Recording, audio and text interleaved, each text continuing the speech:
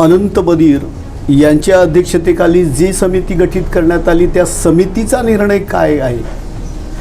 त्यांनी जो उपवर्गीकरणाच्या संदर्भात घेतलेला कशा पद्धतीचा निर्णय घ्या, त्यांनी अहवाल दिलाताना काय त्याच्यामध्ये लिहिलेलं हे जेव्हा लोकांना जर माहीत नसेल तर लोकांनी त्याच्यामध्ये काय नोंदवायचं हा मोठा प्रश्न आहे. शेवटी तुम्ही अनुसूचित जातीचे उपवर्गीकरण करताना कोणत्या जातीला कशा पद्धतीनं त्याच्यामध्ये आर्थिक, सामाजिक किंवा राजकीय जे काय तुम्हाला वाटते ते जे काय दिला असेल तो डाटा जोपर्यंत सर्वसामान्य लोकांपर्यंत येत नाही तोपर्यंत लोक कशा पद्धतीचे आक्षेप नोंदवतील, त्यांचा कशा पद्धतीचा विरोध असेल.